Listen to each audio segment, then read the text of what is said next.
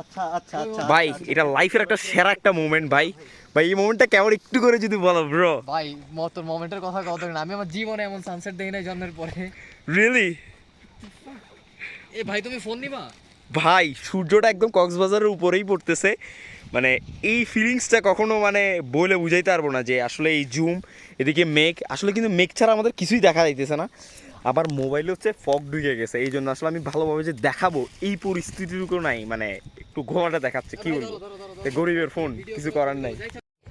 মুরং, আপনারা কি মুরং? আচ্ছা, সো এখানে কি এগুলো কি চাষ করতেছেন? আপনাদের জুম? হ্যাঁ, ওনার জুম না, এগুলো কি ধান? ধান না? ও, আমরা এখন প্রায় মেঘের উপরে আছি। দাদা ওনার নাম কি?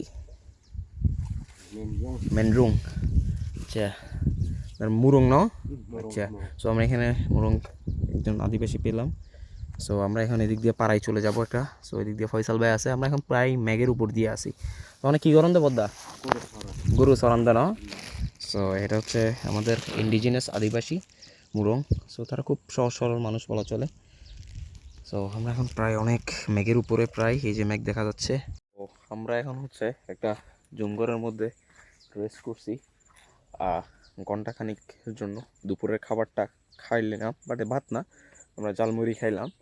সো আমাদেরকে এখন হচ্ছে নতুন একটা পাড়ার উদ্দেশ্যে যাইতে হবে। দেন ওখান থেকে পানি ভর্তি করা শেষে দেন আমরা দেখেন পাহাড়ে কীভাবে জুম চাষ করে। এই যে এটা হচ্ছে পাহাড়ের জুম, এটা হচ্ছে যে এখানে ধান। সো এনারা হচ্ছে এখানে জুম চাষ করতেছেন। সো দিদি আপনারা এখানে কি চাষ করতেছেন? কি চাষ করতেছেন? হ্যাঁ, এগুলো কি আগাছা তুলতেছেন দিদি? ও, তারা হয়তো বাংলা বুঝে না, এই জন্য হয়তো বলতেছে না, বাট তারা হচ্ছে এইভাবে হচ্ছে এখানে জুম চাষ করেন, এই হচ্ছে ওনাদের জুম এখানে। সো এই যে এনারা হচ্ছে এখানে এই যে আগাছা তুলতেছে। আর হচ্ছে যে ওয়াও, কী বলবো, এই জায়গাটা খুব আনরিয়েল অ্যামেজিং, র অথেন্টিক বিউটি। এই যে দেখেন জুমঘর আরও একটা না, প্রায় দুইটা জুমঘর এখানে। ওই যে দেখেন একটা জুমঘর এখানে আছে, আর একটা হচ্ছে ওই ওখানে, খুব সুন্দর একটা জুমঘর, দুইটা জুমঘর surrounded by green paradise. Wow, কিছুক্ষণ আমরা এখানে নাস্তা করলাম, অ্যান্ড দেন আমরা এখন সামনের দিকে আগাবো একটু পরেই। So life is amazing. পাহাড়ে কীভাবে জুম চাষ করে সেটার একদম লাইভ র অথেন্টিক্যাল ওয়ে হচ্ছে এটা। এই যে দেখেন, এটা হচ্ছে পাহাড়ি আদিবাসী মুরুং বলে এরা। সো এরা হচ্ছে পাহাড়ে জুম চাষ করে। সো এরা পাহাড় চারিদিকে সবুজে ঘেরা, এরা হচ্ছে পাহাড়ে জুম চাষ করা হয়েছে, এই জন্য সবুজ। এই যে দেখেন চারিদিকের পাহাড়, যেখানেই তাকাবেন পাহাড়ের সবুজ গালিচা, যেটা হচ্ছে সবুজ গালিচা বলে ভুল হবে, এটা হচ্ছে ধান, সবুজ যেখানে হয়ে গেছে চারিদিকে ধানের উদ্যান বলা চলে। মুরং, আপনারা কি মুরং? আচ্ছা, সো এখানে কি এগুলো কি চাষ করতেছেন? আপনাদের জুম? হ্যাঁ, ওনার জুম না, এগুলো কি ধান? ধান না? ও আচ্ছা আচ্ছা আচ্ছা, এখানে এখানে কি ধান চাষ করেন না? মানে কি বলবো, এখানে খুব জোস একটা হচ্ছে, সেটা হচ্ছে যে মানে ওরা ধান চাষ করেন, পাহাড়ে নারী। তো খুব সুন্দর চারিদিকে। দিদি আমি একটু কাজ করব। দেখলে মনে হবে যে বাংলার জুকু ভ্যালিতে আছেন। আসলে এটা আসলেই বাংলাদেশেই, কিন্তু বান্দারবানে, গহীন বান্দারবানে বলা চলে। সো আমরা চলে আসলাম এই যে মানে বাংলার জুকু ভ্যালি, বাট আসলে জুকু ভ্যালি না, এটা একটা মানে বান্দারবানে গহীনের কোনো একটা জায়গা, যেটা আমি নিজেও যাই না। চলেন যাওয়া যাক। সো পাহাড়টা খুব পিছলা বলা চলে এই সাইডে। সো মানে আজকে সারাটা দিন মানে রাগেড একটা হাইকিং হয়েছে বলা চলে। রাগেড হাইকিং বলতে বৃষ্টি, ওয়েট, মানে পুরো বডি ভিজা ভিজা ছিল। আমরা কিছুক্ষণ জুম করে ওয়েট করার পরে হচ্ছে এই খাওয়া দাওয়া খাওয়া শেষে আমরা আগাচ্ছি নতুন কোনো জুমঘরের দিকে অথবা পাড়ার দিকে।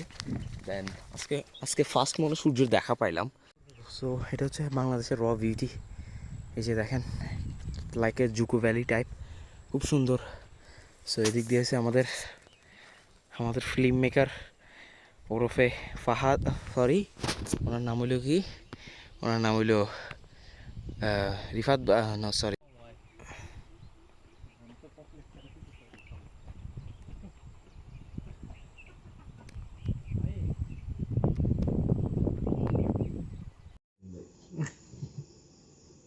তো ভালো হইলো আমগরও ভালো হইলো। তো এখানে হচ্ছে ফাদ ভাই আমাদের বেগুনের ভাজি করলো। এই যে হচ্ছে আমাদের চুলা, আর 50,000 এই হচ্ছে আমাদের মেইন শেফ ফাহাদ ভাই। সো আমাদের গ্যাস এটা বন্ধ করো চুলাটা পুড়ে যাবে আল্লাহ আল্লাহ আল্লাহ আল্লাহ আল্লাহ। পৃথিবীর সবচেয়ে ছোট চুলা হচ্ছে এটা। সো এটা আপনি যদি ট্রাভেলে সো এটা যদি আপনারা ট্রাভেলে যান তাহলে এটা ইউজ করবেন, এটা আপনাদেরকে খুব কনভিনিয়েন্ট হবে। এটা হচ্ছে পৃথিবীর সবচেয়ে ছোট চুলা, সেভাবে রান্না করতে পারবেন যে কিছু। দেখেন এগুলো কীভাবে এরকম হচ্ছে। এটা হচ্ছে রসুন। দাদা আপনার এই আমাদের খিচুড়িটা কেমন হলো দাদা? অনেক মজা। মজা না জি দাদা? আমাদের বাঙালি খাবার কি মজা? মজা। আহারে, আজকে আমাদের এই বাঙালি খাবার রান্না করছে পাহাড়ি পাড়ায় আমাদের ফয়সাল ভাই। সো আমরা এখন খাচ্ছি হচ্ছে খিচুড়ি আর হচ্ছে বেগুন ভর্তা, বেগুন ভাজি। ও বেগুন ভাজি, সরি ভাই। সো আপনি রাঁধছেন, আপনি রেটিং দেন ভাই, কেমন হয়েছে ভাই? আমি রেটিং দিব। ও আচ্ছা, দাদা তো বলো ভাই কেমন। ফয়সাল মোরো না কলামিয়াম রো? ওর নাম আছে আরেকটা কি নাম আছে লিনং ব্রো। না না কলামিয়াম রো ঠিক আছে না, কলামিয়াম রো। ভাই কেমন হয়েছে খাবার? 10-এ 10। 10-এ 10 মাশাআল্লাহ। চলেন আমরা খাবারটা এনজয় করি। সো আমরা এখন চলে যাচ্ছি আমাদের নতুন কোনো গন্তব্যের উদ্দেশ্যে। সো এই পাড়াটা খুব সুন্দর, এই যে দেখেন ওই সামনে সমুদ্র, কর্ণফুলী ক্যানেল। আর এই পাড়াটা খুব জোস একটা পাড়া বলা চলে, সিম্পলের মধ্যে খুব গর্জিয়াস পাড়া বলা চলে এটা। সো এখন আমরা বিদায় নিয়ে চলে যাবো। এই যে ফয়সাল ভাই হাত দা আঁকাচ্ছেন। তো এখানে এই পাড়ায় আমরা প্রায় একদিন এক রাত কাটাইলাম, দেন আমরা এখন সামনে আগাবো মিরিঞ্জার খুব ব্রিজ ধরে আর কি। দাদা কেমন আছেন? দাদা দাদা আপনার নাম কি? ততই ততই। দাদারা মুরং না? মরম। মুরং আদিবাসী। দাদারা কয় বছর ধরে পাহাড়ে থাকেন? জীবন, সারা জীবন থেকে? সারা জীবন। সারা জীবন না? তো জুমে যান নাকি প্রতিদিন? জমি চাষ করে। জুম চাষ করে না? আচ্ছা। সো জুমে ফসল হয় প্রতিদিন? ওকে, আচ্ছা আচ্ছা আচ্ছা, ঠিক আছে। দিদি আসতেছো কোথা থেকে? কলা নিয়ে আসতেছো? হ্যাঁ আচ্ছা, তোমার বাগান থেকে নিয়ে আসতেছো দিদি? আমার বাগান থেকে। আচ্ছা, তো আমরা এখন হাইটা যাচ্ছি একটা প্রায় এই জঙ্গলের মাঝখানে একটা পথ দিয়ে। তো আমাদের গন্তব্য এখন পাহাড়ি কোনো পাড়া দিয়ে। তো দেখা যাক এখানে তাহলে তোমরা বেশি কষ্ট হবে। কোন কষ্ট হবে না। চলো কোন রাস্তা দিয়ে? যেটা আমরা এখন So, চলেন যাওয়া যাক কোনো পাড়া। উপরে উঠে ওই রাস্তা। সো আমাদের এখন জঙ্গল দিয়ে পাড়ি দিতে হবে রাস্তাটা। তো আসলে জঙ্গলের দিনকাল অনেক টাফ, ইটস লাইক অ্যামাজন লাগতেছে। তো এখানে হচ্ছে গভীর গভীর জঙ্গলে জঙ্গলে কি করতেছে ভাই? এটা হয়ে গেছে ফয়সাল জাম্বুরা পারতেছে। জাম্বুরা বাড়তেছে। সো এখানে কেউ নাই ভাই, আল্লাহ জানে ভাল্লুক কখন আক্রমণ করে। অলমোস্ট আমরা কিন্তু পটি দেখলাম আমরা ওখানে। আসলেই তুমি ভাই ভালো একটা ইয়া ভাই, তোমার কথাগুলো জোস ভাই। ভাল্লুকের পটিটা 100-200 ছিল। এখন সেই হবে ভালুক যদি পিছন থেকে এসে আমাদের নক করে। ও ব্রো, ক্যাচটা জয়ছিল রে। জাম্বুরা, গভীর জঙ্গলে জাম্বুরা মনে থাকবে সারা জীবন। হ্যাঁ ভাল্লুক। এখন প্রায় জঙ্গলের মধ্যে দিয়ে হাঁটতেছি, অনেক বড় বড় ঘাস। সো ফাদ ভাই কি অবস্থা? অবস্থা ভালো, এখন অত বেশি টায়ার্ড না আমরা, বারবার রাস্তা হারাইতেছি পাহাড়ে, সেটাই হচ্ছে ঝামেলা। সমস্যা নাই, এটাই হচ্ছে ইন্টারেস্টফুল বিষয়। হারাবো পাবো, কারণ ফরবিডেন নিষিদ্ধ জায়গাগুলোর মধ্যে সৌন্দর্যগুলো এটাই মজা যে আপনি রাস্তা হারাবেন, পাবেন, নতুন কিছুর উন্মোচন হবে এভাবেই। গাছগুলো কত বড় দেখেন গাইস, মানে একেবারে কোমরের চাইতে উপরে, আল্লাহ জানে সাপ থাকে কি না। সো চলেন যাওয়া, খুব গভীর জঙ্গল সামনে দেখা যাচ্ছে। যাক আমাদের এই যে ভাই, তো দেখেন পাহাড়ের বৃষ্টি কিভাবে হয়, একদম জলজ্যান্ত প্রমাণ হচ্ছে এটা। এই যে কালো মেঘ ধারণ করছে, ওই যে দেখেন কক্সবাজার দূরেই, ফাঁসিয়াখালী, অ্যান্ড ওয়াও চারিদিকে কালো মেঘ। ফাঁসিয়াখালী, তারপর হচ্ছে আরেকটা অভয়ারণ্য আছে, ওইটা কি ভাই? আচ্ছা, সো আমরা অলমোস্ট মেঘের ভিতরে চলে আসছি। আমরা জানি না একটু পরেই আমাদেরকে সিক্ত করে দিবে হচ্ছে আপনার এই যে কালো মেঘ। ও আমরা এখন অলমোস্ট মেঘের মধ্যে হারাই গেলাম। ওয়াও চারিদিক দিয়া, সো এদিকে মেঘের ভাসছে।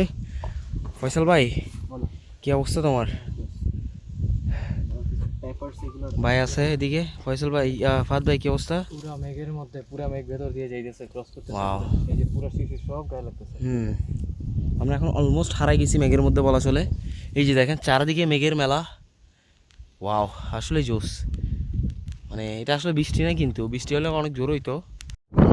পুরোই মেঘের উপরে আছি। তো আমরা 3 দিন বান্দরবানের পাহাড় থেকে পাহাড়, নদী থেকে নদী, বিভিন্ন আদিবাসী পাড়া থেকে পাড়া হয়ে রিজ লাইন ধরে আগাচ্ছি। তো আগাতে আগাতে কখনো বৃষ্টিতে কখনো মেঘের মধ্যে হারাই যাই। তেমন একটা ভিডিও করা হয় না, but it's amazing to be honest. মানে চারিদিকে মেঘের মেলা চলতেছে, যেটা আসলে আমি মানে ক্যামেরায় দেখায় কখনো বোঝানো সম্ভব না। এই যে গাছগুলো দেখতে বুঝবেন, এটা কিন্তু কখনো বৃষ্টি হচ্ছে না, আপনি কিন্তু একজন আরেকজনকে দেখাও যাইতেছে না কিন্তু বলা চলে। So it's to be honest amazing একটা সিনারিও বলা চলে চারিদিকে। বাট একটা জিনিস বলি, আপনি যদি আইসোলেটেড ডিপ্রেস স্যাডনেসে থাকেন, তাহলে আপনাকে নেচার সবচেয়ে ইজিয়েস্ট ওয়েতে ডোপামিন দিবে উইদাউট মেডিকেশন ছাড়া। আপনার নেচারে আসতে হবে, দেন আপনি এমন কিছু দেখবেন, এমন কিছু পাবেন যা কখন আপনি টাকা দিয়ে কিনতে পারবেন না guys. To be honest guys, আপনি দেখবেন আপনি হয়তো পৃথিবীতে অনেক কিছু হারাই ফেলছেন, and then spiritually connected and then lost into the nature. So see you soon guys. এখন চলে আসছে একটা চূড়ার কাছাকাছি কোথাও, মানে আকাশের অবস্থাটা এখান থেকে বিশ্বাস করবেন না ভাই, খুব এত সুন্দর লাগতেছে। এটা আমি আসলে ক্যামেরায় দেখাইতে পারবো না, বাট দেখেন মানে এই যে পিকটা দেখেন শুধু, মানে আকাশ সামনে, ওই যে কক্সেস বাজার, আর এদিকে হচ্ছে মেঘের খেলা। মেঘ অলমোস্ট ছিল, এতক্ষণ চলে গেছে। দেন ওয়াও, জাস্ট অ্যামেজিং। আর এদিকে পাহাড়ের অনেকগুলো পাহাড়, আমরা 4টা পাহাড় পাড়া দিয়ে আসছি বলা চলে দিক দিয়া। So it's amazing. আমাদের একটা ভাই ফয়সাল ভাই এদিকে ভিডিও করতেছে। আমাদের ভাই কি অবস্থা? সেই নাকি? তো আমরা এখন হচ্ছে একটা এমন একটা জায়গায় চলে আসছি পাহাড়ের, যেখানে আমরা প্রায় লস্ট একটা প্যাথে আসি, চারিদিকে জঙ্গল। সো এদিক দিয়েও আমাদের নিচে নামার ট্রাই করা হয়েছে। সো ফাহাদ ভাই অলমোস্ট জঙ্গলের মধ্যে, আমরা এখন নতুন একটা রাস্তা ট্রাই করব, চলেন যাওয়া যাক। বাট পাহাড় খুব আনপ্রেডিক্টেবল টু বি অনেস্ট। এই যে আমরা প্রায় 20-30 মিনিট রাস্তা পাওয়ার ট্রাই করছি, বাট পাইনি। সো এটা হচ্ছে যখন পাহাড় এক্সপ্লোরেশন আসে, মানে নর্মাল ট্যুরিস্টদের মতো না যায় এখান থেকে এখানে গেলাম হয়ে গেলো সব কিছু গাড়ি দিয়ে, নট লাইক দ্যাট।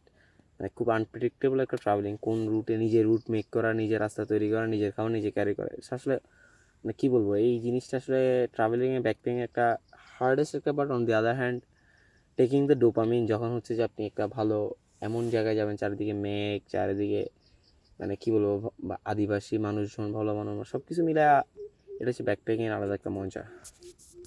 সো গহীন জঙ্গলে অনেকক্ষণ পর অনেক বড় বড় গাছ দেখা গেল।